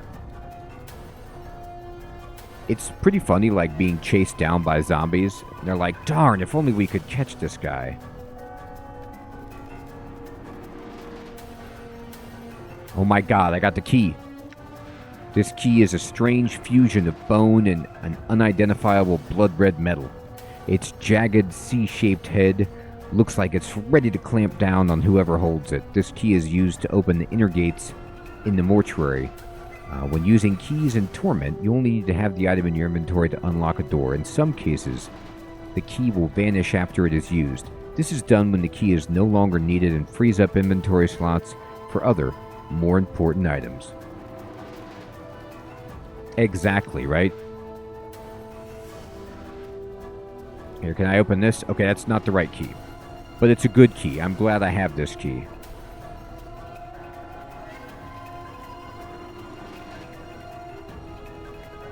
Not that key. Okay, not there. Ooh, what's this room? This room looks awesome. Clot charm. Locked. Forced it. Not anymore. Not with my crowbar. all kinds of charms. Alright.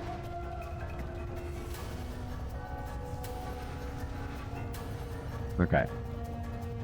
Time to go back down, see if we can open stuff.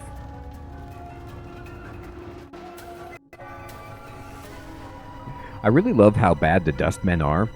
Can I open that? No. They're like, they ring the bell so that their really, really slow zombie guys can come do the work, but that's all they got. Alright. Did I take the key? Did I not take the key? Let me see if I have it. I'm like, did I forget to take it? Or does it go into a different inventory? Well, I hope I got it. Maybe I did just inspect it. Let me go back. That'd be pretty funny. Yeah, I just wanted to see what this key was. I don't actually want it, though. You can keep it. Are you sure? It seems pretty...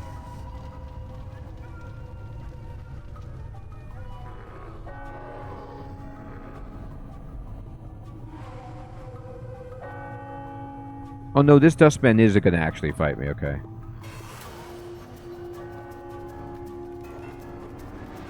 I didn't take it. Hilarious, okay.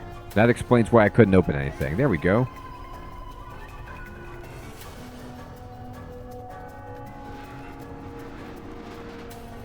Hammer.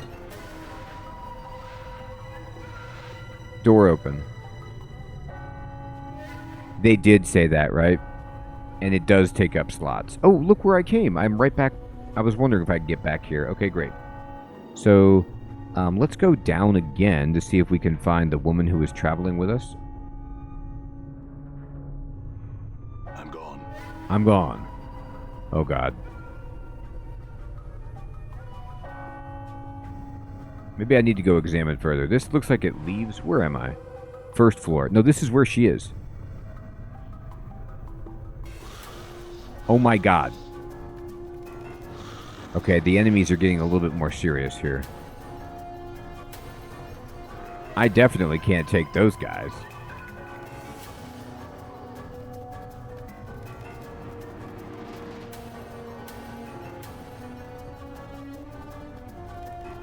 Look, I was hoping you could help me find the lady I came here with. Okay, this goes here. Okay, as to be expected.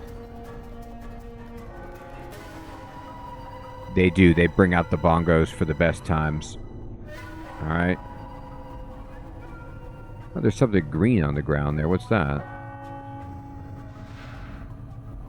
Cleaning rags and bandages. Okay. God, cleaning rags are pretty gross.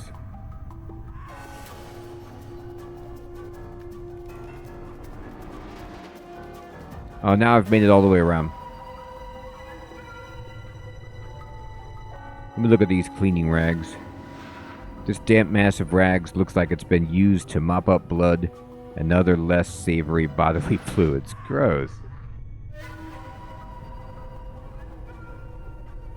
Yeah, you're right. Let me look around here a little bit more. It doesn't look like there is anything else.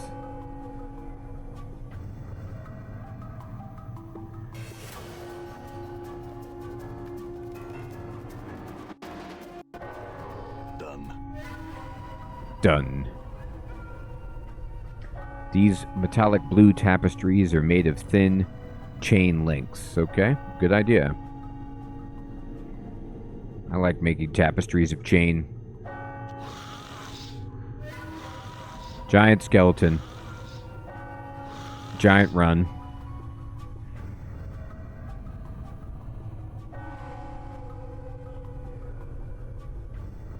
I mean, that looks like the way out.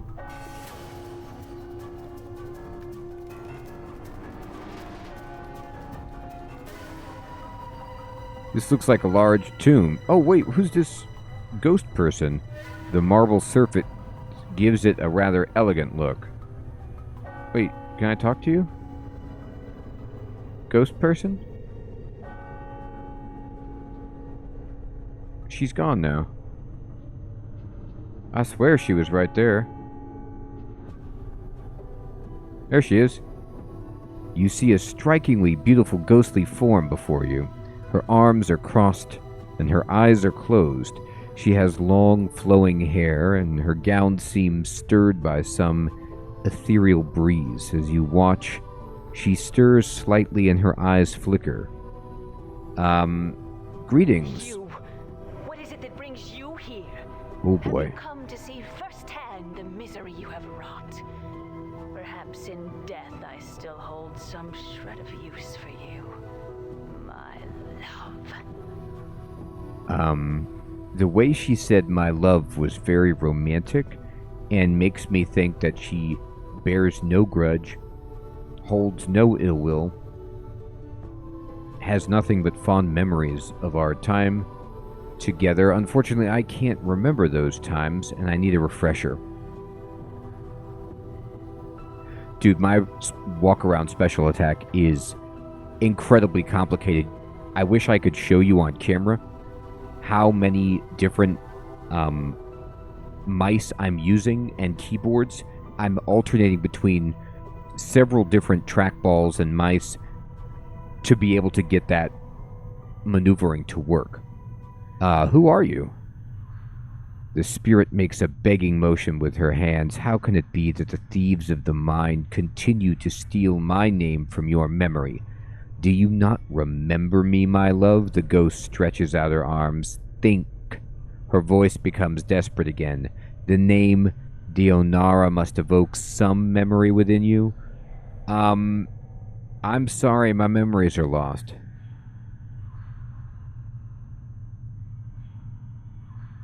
Then it is as I feared.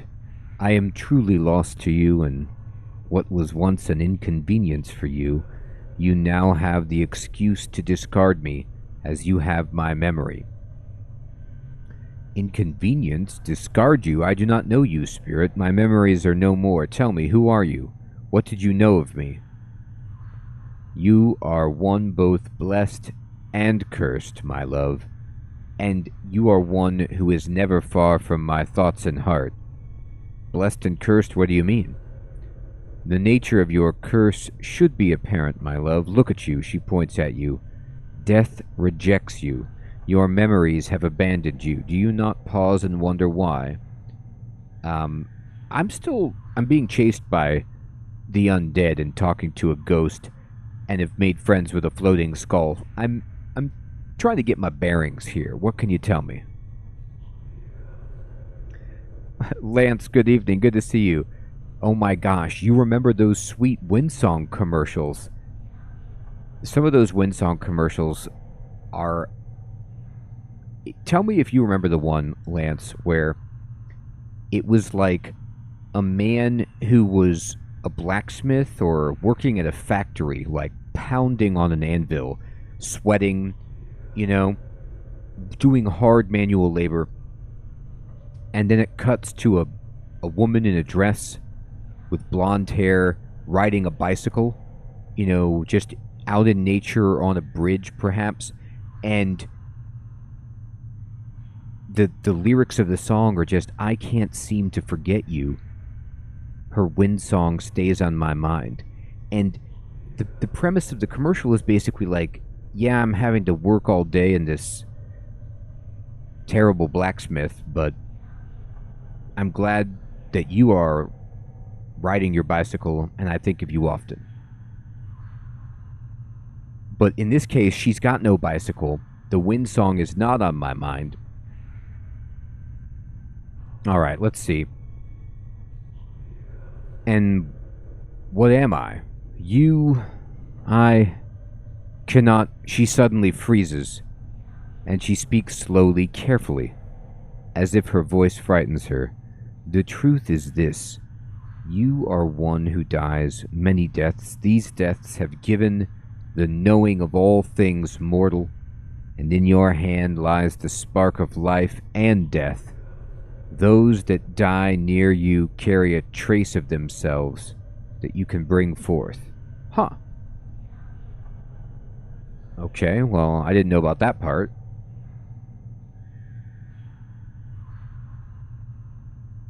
Nice. Sentience. It is a crowbar. It giveth and it taketh away. As Dionara speaks the words, a crawling sensation wells up in the back of your skull, and you suddenly feel compelled to look at your hand. As you lift it up and look at it, you can see the blood coursing sluggishly through your arm, pouring into your muscles and in turn giving strength to your bones. What? Updated my journal. Oh, I got 1,000 experience. And you know Dionara is right. You suddenly remember how to coax the dimmest spark of life from a body and bring it forth. The thought both horrifies you and intrigues you. So is that similar to what the Dusties are doing here with the zombies, or better? You have remembered how to raise others from the dead. Wow! That seems like a good thing to remember. To access this ability, select the Special Abilities button in the Quick menu. You can only use this ability on party members that have not died in your presence, or that have died, rather, in your presence. It will not work on anyone who does not travel with you, and it will not work on party members you remove from the party while they're dead. Sentience, good evening. That is so funny. I think Rualo is right. People at Twitch are like, no. We don't drink that carbonated prune juice. I, however, love Dr. Pepper. Yeah, they do, right? They're like Mr. Pibb only in these offices. So you can imagine why my entourage was so big. Everybody wants to follow you around. They're like, hey, can I be in your party so that you can use that raised dead ability on me? And there's like suddenly thousands of people just mobbing you. The insult of removing a dead person from your party so that you can't raise them is, man, it's staggering. I had other questions. What is it you wish to know? Who are you? Oh, okay, I already got that. Sorry to make you repeat it.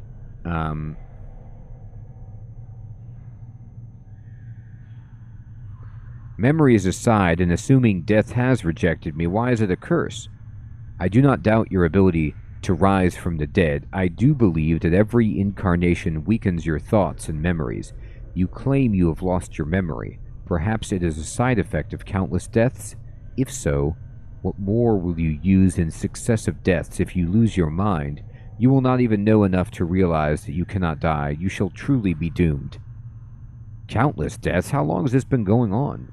I do not truly know, except that it's gone on long enough. I had some other questions. Can you tell me where I am? Where are you? Why, you're here with me, my love, as in the times when life was something both of us shared.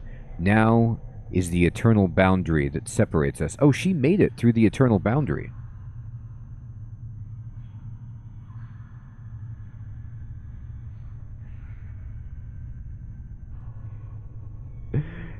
Pretty much, Hermie, right?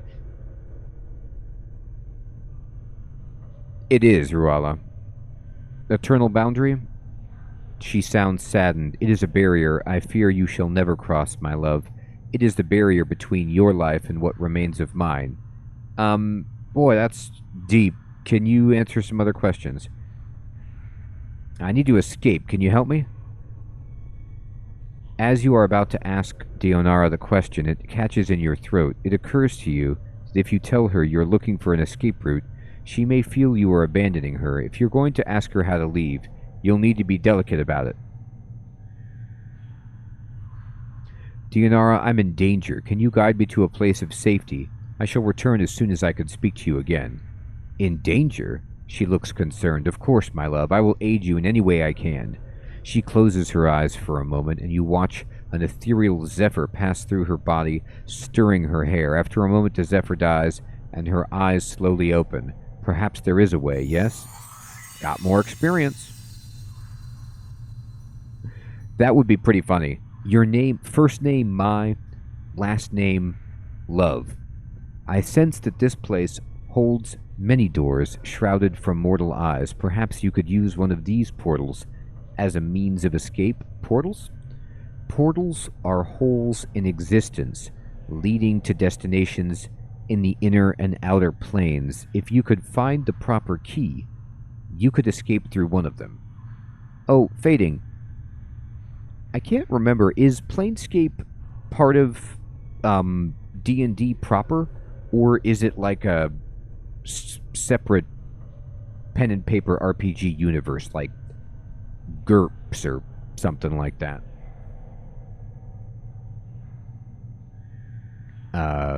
Key? Dionara pauses for a moment, as if attempting to remember. Portals will reveal themselves when you have the proper key. Unfortunately, these keys can be almost anything. An emotion, a piece of wood. Oh, I got some junk.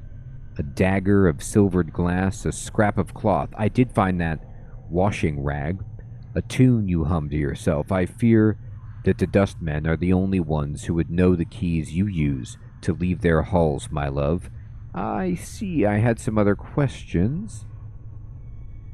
I know, isn't that right, Hermie? Do you have anything else that you can say to me that would let me, as Jimi Hendrix says, be experienced? You know, I'm looking for that. I see I had some other questions. Okay, I need to... I'll return. Hold on a moment. I have learned much when I travel with you, my love, and what you have lost I have retained. I have not divulged all that I know to you. My sight is clear, whilst you fumble in the darkness for a spark of thought. I like how I could say, what could you possibly say that would be of any interest to me? This is like, if there's a top 10 list of most hurtful and insulting things you can say to another human being, this sentence is probably on that top 10. I know, Hermie. And what is it your sight sees that I do not? Time itself relaxes its hold as the chill of oblivion slowly claims us, my love. Glimpses of things yet to come swarm across my vision. I see you, my love. I see you as you are now, and... Dionara grows quiet. Oh my god. I love how so many of these options are just blatantly mean. Why are you silent? Has your ranting tired you? Has these stupid things that you keep saying with your stupid mouth made you tired, Ghost? Man, your character could be such a jerk. All right, I have to guide the character right. I know, I'm not going to be mean. It's so unreal that that's an option.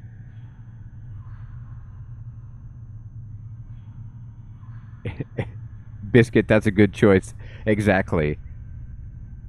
What is it? What do you see? I see what lies ahead of you. It ripples through the plains, stemming outward from this point. Shall I speak of what I see? Tell me. First, I require a promise. Promise you will return, that you will find some means to save me or join me. I mean, I'm going to try, sure.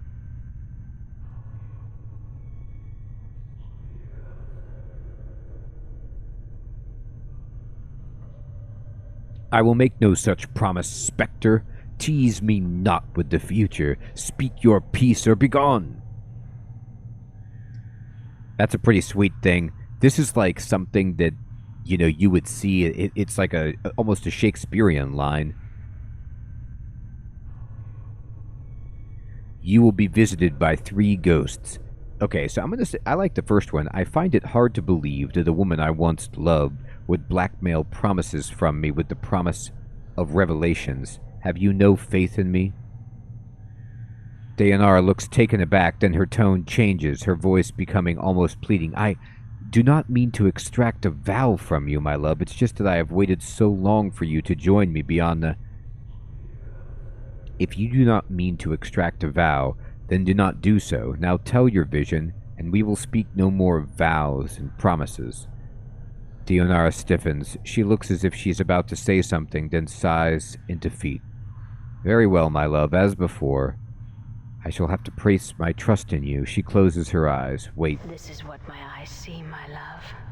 Unfettered by the shackles of time. It's really scary when the game actually has, like, a voice-acted line, and that's what it is.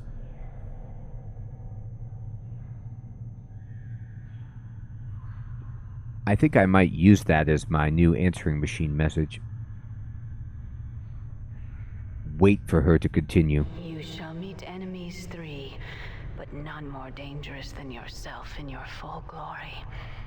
They are shades of evil, of good, and of neutrality, given life and twisted by the laws of the planes. Wow, okay, so it's the D&D moral spectrum. I'm gonna be... It is like what I said, right? It's the ghost of Christmas past, present, and future. Okay, wait for her to continue. You shall come to a prison built of regrets and sorrow, where the shadows themselves have gone mad. There you will be asked to make a terrible sacrifice, my love. For the matter to be laid to rest, you must destroy that which keeps you alive and be immortal no longer. Wow. Okay. So getting the Infinity Stone is going to take a little bit more than I was bargaining for.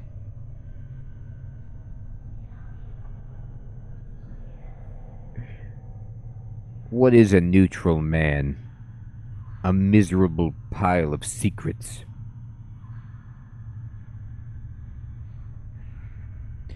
I think the phylactery may be this crowbar. And I need to be careful where I swing it. Destroy what keeps me alive. I know that you must die while you still can. The circle must come to a close, my love. You were not meant for this life. You must find that which was taken from you and travel beyond, into the lands of the dead. Can you imagine, like, if you woke up in this place and you just opened your eyes and you were talking to this floating skull, and then everyone just keeps telling you this, a really old guy, and then now this ghost woman, and they're just like really telling you, like, you need to die as soon as possible. And you're just like, well, can we just like pump the brakes for a second here? No, you've got to just die right away. Die while I still can? Updated my journal. I do not doubt your ability. Oh, okay, she already said this. How long has this been going on? Other questions? Okay. I shall wait for you in death's halls, my love. Boy, that's some serious reverb, lady. She smiles, but there is only sadness in it. She closes her eyes, and with an ethereal whisper, she fades. You back with me, Chief? You kind of drifted out on me there. No, I'm fine. Do you know who that spirit was? Eh? Spirit? That spirit I was talking to, the woman? You were rattling your bone box with some woman? Where? Mort looks around, excited. What'd she look like? She was right on top of this beer here. You didn't see her? Eh? No, you just kind of drifted out for a bit there. Just stood there, statue-like. I was a little worried you'd gone addled on me again. No, I'm fine, I think. Let's move on.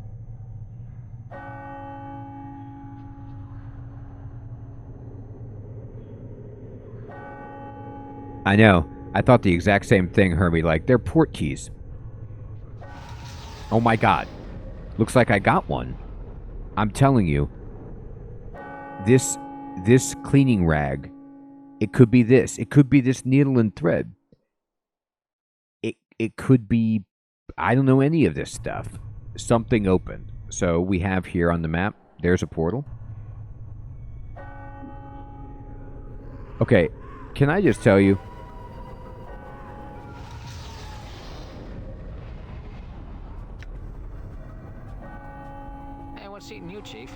What's eating me, Chief? Nah, he's got nothing else to say. Oh, show more. Oh, nothing at the moment. They keep ringing that bell. Like, they are never going to stop ringing that bell. They're like, oh, the bell's happening, whether you want it to or not. No, I don't want it to. We're going to ring it. I'm just looking to see if I know of any other portals. It does not appear that I do. Use it. Oh, we got a cutscene. Look at these ghosts. What are these? Oh my god. Medusa ghost. What was that? Alright, I'm in a new area. I'm in a tomb. There's some stuff. I got some money and a note. You know, I've got 109 copper. We're looking at a gold piece. Pen's note. This note has been written with remarkable penmanship upon the finest parchment. Vaxis, if you are reading this, then you have undoubtedly failed in your task and have been forced to use the escape route I arranged. I told you that your little disguise idea was ridiculous. In any case, you'll need to lay low for a while. The Dustmen may be deluded, but they are not fools, and they will certainly seek retribution for our intrusion. I've left you some coins. Use them to secure a hiding place in the hive, preferably in Ragpicker's Square. The Dustmen will be unwilling to look for you there. Once you have secured a new hiding place, I have a new mission for you. Find out where Farod is getting those bodies he's delivering to the mortuary. It's apparently causing the Dustmen a great deal of upset, and I wouldn't mind knowing myself. Reports are that the stone-faced Dustmen at the Gathering Dust Bar, Initiate Emmerich, I need to hit the Gathering Dust Bar, I think the fool's name has been sending out finders to try and mark Farod's movements. See if you could find out how far along he is and hinder his efforts until we know more about Farod's activities. I don't want Emmerich finding out something before we do. Pen. Cody, good evening, my friend. Oh, no, you've been here the whole time. I will tell you, Cody, I'm going to be streaming probably for another 20-25 minutes. Something like that. There really is some intrigue going on. Everybody wants this Farod. He's real popular.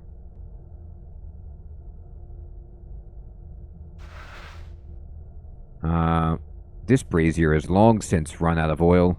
Only ashes remain at the bottom. This sarcophagus appears to have been here for centuries. There is no lid. The exterior seems to be made of solid stone. Okay. This is it. Is it? Well, I'll quick save it then. If it's it. Oh, whoa. Oh my gosh, look at this movie. Sigil. I guess this is the town?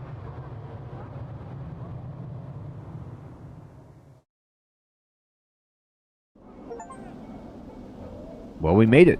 We're out of the mortuary. Yeah, I mean, you've got Baldur's Gate, but it feels almost more like Fallout. I think you're right, Hermie. I'm gone. Hive dwellers, randos.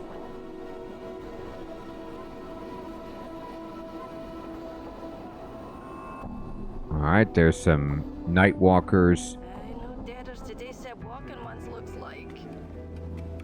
Let's talk to this lady. You see a striking red-haired girl dressed in leather armor. Her right arm is covered with a series of interlocking plates that look as if they were taken from the skin of some creature, and a horn shoulder piece protects her left arm. Oddly enough, she has a tail that is flicking back and forth as you watch. Pike off. Greetings.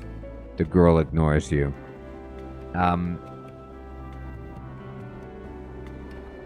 I'm missing a journal. Have you seen one? That's sweet. Who are you? The girl sneers, then makes an obscene gesture with her tail. Pike off, you clueless sod. Hey, easy. I just had some questions. Aye? And what is it you want? Can you tell me where I am? You're lost, but you're about to find trouble. Make yourself lost somewhere else, bubber. I had some other questions. I'm looking for someone named Farah. Do you know where I could find him? Aye, I might. I might say more if you sweeten the question. She clicks her tongue and rubs two fingers together. Jink, jink, guy. Jink, jink? She means money, says Mort. Oh. Aye. She glances at Mort and shrugs. What the skull said. Hard coin. I like how whatever world I'm in could be tiefling indeed. People aren't bothered by a floating skull. They're like, yep, par for the course.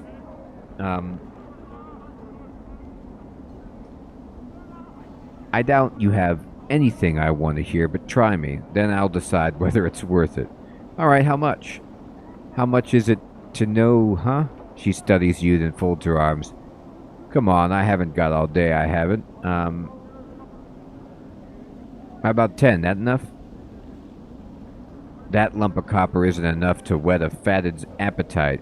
You'll be needing more if you want to make friends here. Tard is... Tard? Is that just a greeting? Okay. So... Never mind, I'm not going to give you money. Leave. I know debtors today said walking ones looks like.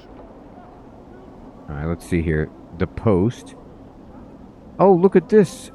We should not tell this guy, the post, about what we saw inside. Dude, I don't want to have to break it to you, but that mohawk ain't a good look. I know what they turn people like you into, zombies. This filthy-looking corpse is in sad shape. Oh, it's already a zombie. Its shoulders are slumped, and one of its legs is broken, causing it to lean to one side. Stains cover it from head to toe. Judging from the smell and the texture, the stains run from rotten fruit to mud and bird droppings. To add to the indignity, graffiti has been carved into its body and several notices have been nailed into its chest, back, and head. Ouch. That's just disrespectful.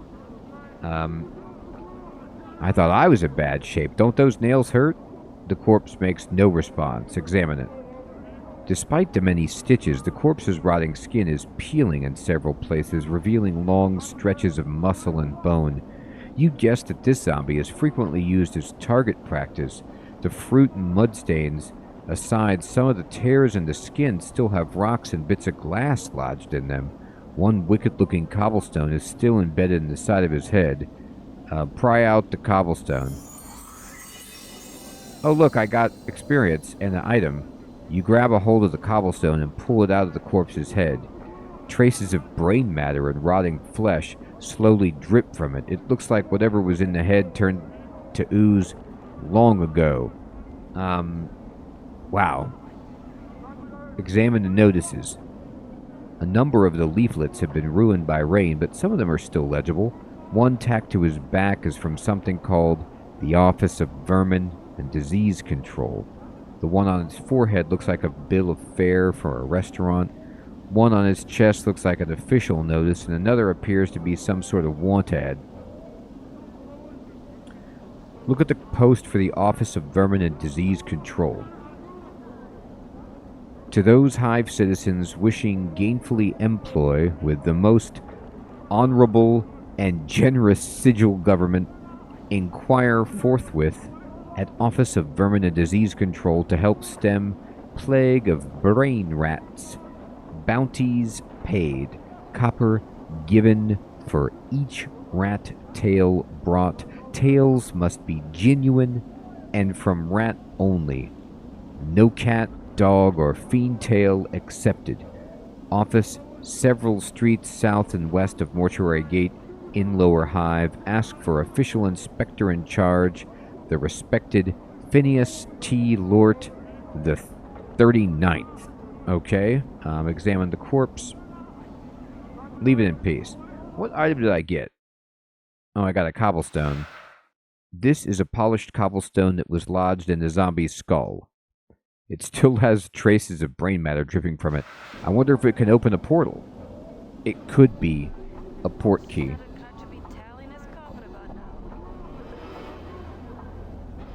Bean the Sender, or Bane, however you want to pronounce that. You see a heavy-set man with sharp features and a pained expression. Despite his huge frame, however, he has an effeminate look about him, and unlike the other residents you've seen, he looks to have bathed recently. That's a win. As you approach, he looks up hopefully and calls out in a high voice, "Craddock, good sir." What? Huh? His hopeful expression dies as he studies your face. "1,000 apologies, good sir. If I have given offense," he gives a slight bow. "I am called Bayan, the Sender, third child of Bayan, the Sender. I am one of the many runners in the employ of the House of Senders." "No apologies necessary. What do you want?" "1,000 apologies for troubling you with such a trivial matter, but I seek Craddock, an overseer in the hive." Bayan looks like he's in pain, but alas, he eludes me. He looks at you hopefully. "Could it be that you have heard of such a man?"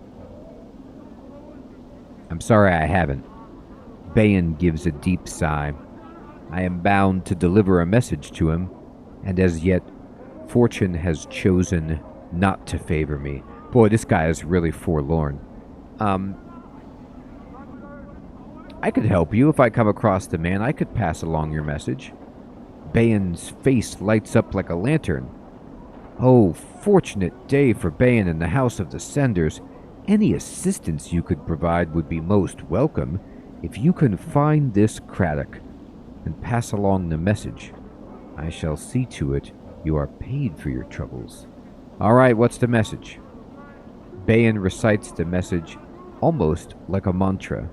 "The shipment must be cursed by the 3rd day, or there will be a penalty." Bayan frowns. "I am told that Craddock will know of the shipment to which the message pertains. If I see Craddock, I will pass along the message. Is there anything you can tell me about him before I go that might help me find him?" "He is said to be of a giant of a man, stern of features, that he is an overseer in one of the hive's marketplaces. Alas, I know little else other than that, good sir." "I see, that's enough to go on for now." Bayan bows. "Thank you, sir. Should fortune favor you, and you are able to bear the message to Craddock, be so kind as to return and tell me of it. I will see to it your efforts are rewarded." "Very well. Updated my journal. Very well. I'll help you out." Oh, there's dustmen. We don't want to see them.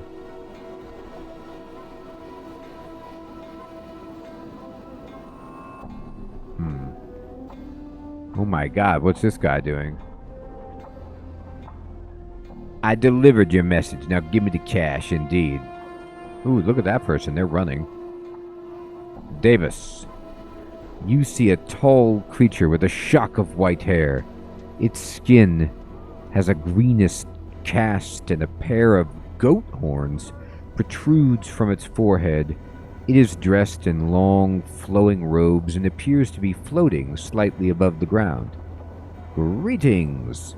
The creature turns to face you, and a series of symbols appear around its head. The symbols have a slight glow about them, and they just hover there. "Oh, wow, that's how you talk to me? Okay." "Oh, for the power's sake. King Dabus." "What's wrong?" "He's a Dabus. They speak in rebuses, these annoying word puzzles. If you don't know what he's saying, then we better find a native or some other way to communicate with him. If we want to. An annoying bunch. My bet, they can speak. They just would rather piss everyone else off by trying to puzzle out what they're saying." "What's a Dabus?" "Chant is, they're janitors for the Lady of Pain. They float around breaking, fixing, and patching up Sigil according to her whims. They're worse than corpse flies, Mort sighs. You can't swat them, though, or Lady'll get upset." Lady of Pain? Who's that? She runs this city. You'll know if you see her. She's got these blades around her face. She's about the size of a giant, and she floats off the ground, just like these guys. Mort nods at Davis, who's looking at you both. Nobody knows much about her. She doesn't speak much. All you need to know is that you don't want to make her angry. If you see her, my advice, run. Now, I'm just going to be honest. I didn't need to be told to run from someone who goes by the name Lady of Pain. But I appreciate the verification. I see. The Davis waits patiently, its hands tucked into its sleeves. A series of symbols materialize above its head, then they vanish and a question mark appears. Try and strike up a conversation, see if you can translate. Oh, I got a bunch of experience. Why 1,000 of them? You ask the Davis several questions, trying to get a feel for the rebuses that appear above its head. It's extremely patient throughout your discussion, giving you easy sentences to translate. After a few minutes, you start getting the hang of it. It feels like you've done this before. Maybe you can help me. The Davis waits. Who are you? The Davis inclines its head slightly, and a stream of symbols appear. I am a Davis. Got another question. Silum, indeed. Oh, awesome. Cody, thank you so much, my friend. She hates Tylenol. The Lady of Pain is stopped by acetaminophen or ibuprofen. And let's not even get started on prescription pain meds. What you doing? A batch of symbols appears. I attend to my duties. I got another question for you. Can you tell me about the Lady of Pain? A lone symbol appears above the Davis's head. This one shows a metallic female mask with blades coming out of the sides. Just looking at the ghostly image makes you uncomfortable. That's all I wanted to know. Farewell. Alright. I feel stronger. Ooh, I leveled up. I don't know what that means or how to do anything about it. But I leveled up. Level up. Okay. So, I'm still a fighter. I don't really know how to take a class yet. I know, that's what I want, is a caster level, but it doesn't look like I don't even know what I get. Saving throws have improved. Fighting skills have improved. I get a characteristic point and 10 hit points. I mean, that's good. I can boost my intelligence. Look at this. Your intelligence surpasses that of mortal men. There is no limit to the amount of spells you can put in your spellbook. That is exactly the kind of thing that you want the game to tell you if you want to be a caster. By the way, my face is awesome. I kind of feel like, oh, the Wordle is nothing. Absolutely, I shred it. I feel like, I don't know, like an island-faring Frankenstein. You know, like, not necessarily Jamaican, but like I've got these beaded dreadlocks as my hair, and then my face is, well, let's just say I've been around and my lips look like they've been stitched shut. It's, quite the appearance. Yeah, a toupee could work, or a hat. A robe would be good. We need like a Gandalf beard, maybe a wizard's hat. I'm in for a hood. Hey, we're being watched, Chief. Just look natural. Casual. Who's saying look natural, casual? Hive thugs. Uh-oh. There's another Davis. I'm going to save it and see if I can just walk in here. I don't really know what's in here. I'm just going to pretend I do. Small dwelling. Shalandra. Oh, she's got magic. And she's also... She looks like with her kind of weird robes that, you know, are very revealing. She looks sort of like she's a Mortal Kombat character. Blast, I almost had it that time. Don't you know it's dangerous to interrupt spellcasters while they're evoking a spell?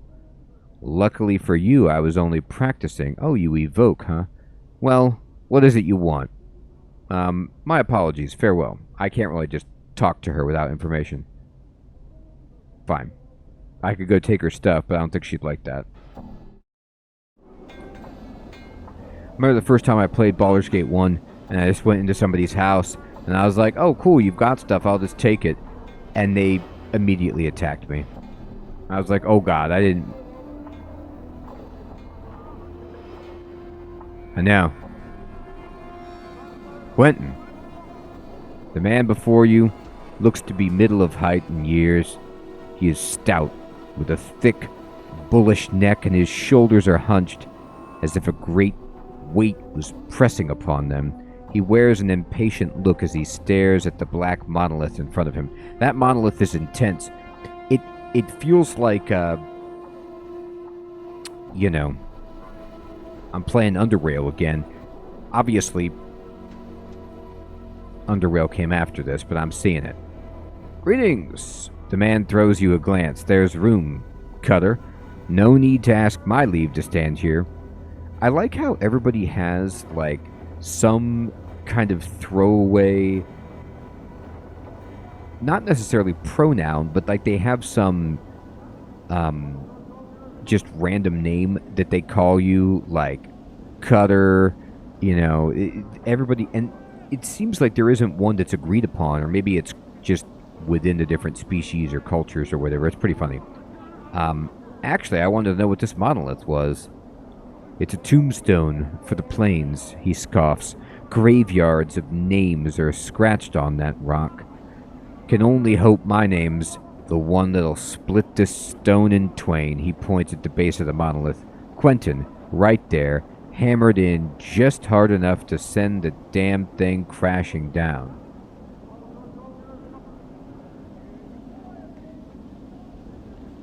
Wow, interesting, Hermie. So there you go then.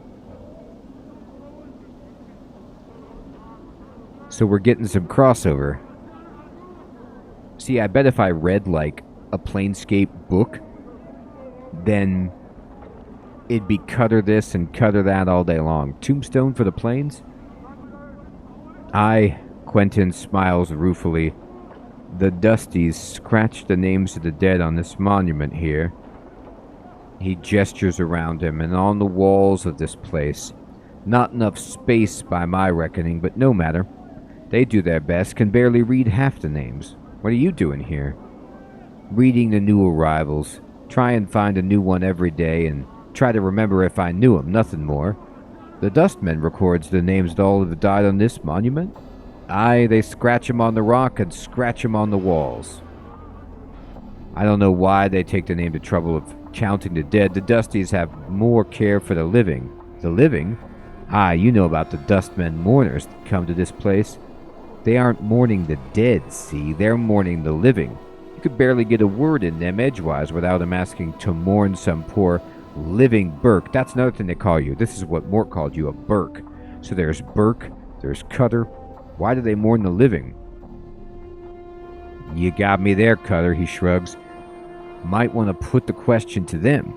Seems to me the dead are thrice worth the pity of any poor sod living in this pit. He nods at the monument. Every name on there is blessed in my book, it is. Ever know anybody who came back after their name was put on there? You mean come back from death? Quentin shakes his head. Not a one, Cutter. Everything that lives dies. And that's the way of things, he shrugs. Still, considering the planes go on forever and all, I suppose anything's possible. I had other questions. No harm in asking. I see, thanks. Okay. So he's done talking. Let me look at the map. So this is the Dustman Monument. There's the Mausoleum. Shalandra's Kip. Northwestern portion of the Hive. Oh, there's the Gathering Dust Bar. This is the place we need to go as well. And this is the Open Tomb, which is, I think, where we came from. So I have this new quest to find Craddock for Bayan the Sender. I need to find my journal. And we know that we just got a bunch of information about where to go. Or we can at least search for it. Well, I gotta tell you what. I've only gotten into a little bit of combat so far, and this tells you what kind of a game this is. I'm sure there's going to be more combat, and I know there's a lot of exposition as they set the mood and world build and all of that, but this is definitely a story-heavy CRPG with a lot of really cool characters and lore, which I like, but it's just they very rarely do this, anymore. And I'm excited to actually finally get down to playing this game because I can tell, how high the level of writing is, and I'm excited. I don't want to fight Lady Pain. To experience a classic so that I can, just understand it and enjoy it. And I like to keep playing and meeting more folk. There's still the death of names, Sev Tai, for example, just in this place alone. And what's cool is I seem to keep getting a bunch of experience from people just randomly talking to them, and I've already leveled up, so let's keep that going. But it is indeed my bedtime, and I want to say, everyone, thank you so much for coming to the stream tonight and playing some Planescape Torment Enhanced Edition. It really has been a treat. I hope you all have an excellent evening or day and a fantastic weekend. Siloom, Hermie, Cody, Fading, Sentience, Echo, Heathrun,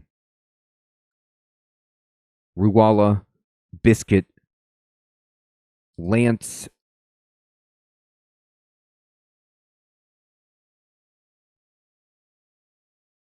Jade, Jokers,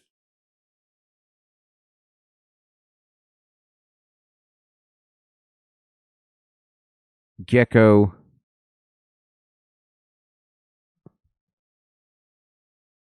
everyone out there, take care. Have a great one.